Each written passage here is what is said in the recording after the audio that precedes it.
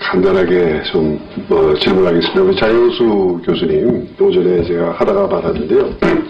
근데 지금 계속 우리 여야위원님들 또 우리 진술간에 얘기가 왔다 갔다 하면서 아직도 지금 언론에서 서로 간에 이 공감대 형성이 안 되고 있는 부분이 있어서 계속 안타까워요. 그러니까 정보라는 것이 무엇이냐에 대해서 자꾸들 헷갈려 하시는 것 같은데 저는 그렇게 생각하거든요. 예를 들어서 국회의원 김혜선에 대해서도 사실 외국 정보기관이나 북한에서도 얼마든지 관심 가질 수 있는 거거든요. 예를 들어서 제가 아침에 누구를 만나고 예를 들어서 내일 누구를 만나고 하는 거 이거 굉장히 중요한 얘기입니다. 사실은. 근데 그 목적이 뭐냐는 거죠.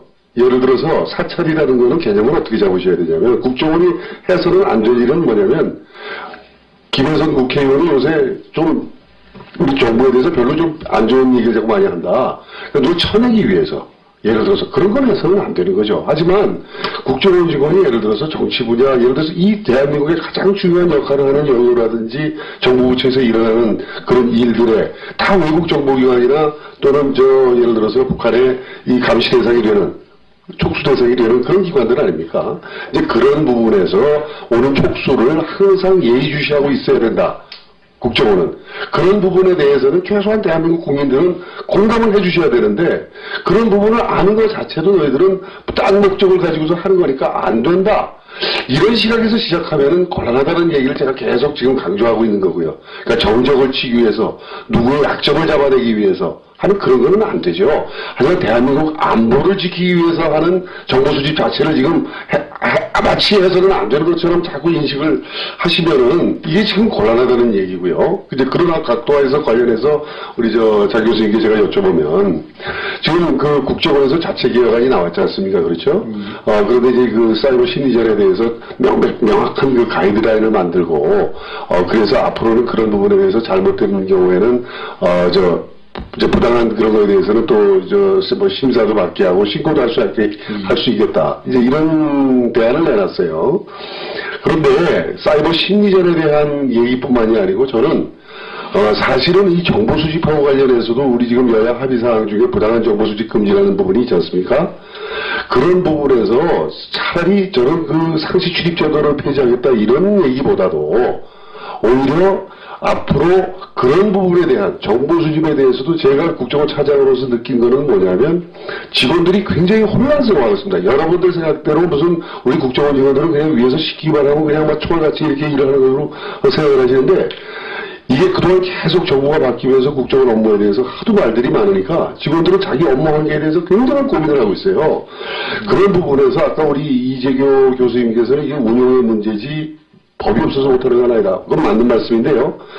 그런 부분에 대해서 그것이 강론으로 들어가면 좀 이게 좀 달라지거든요.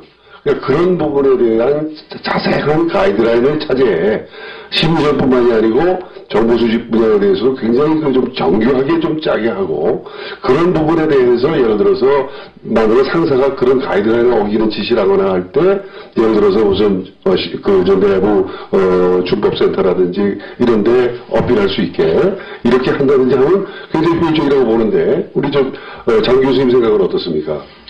예, 전적으로 동의합니다.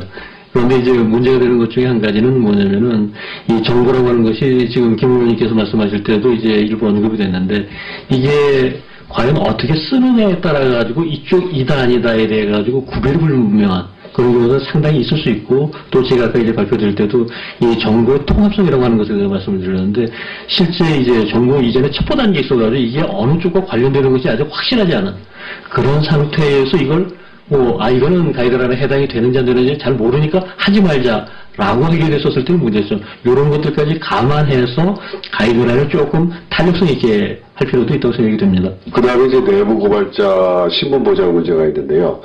이 부분에 대해서는 어떻게 생각을 하십니까? 이 정보기관의 내부 고발자의 불이익을 주지 말자.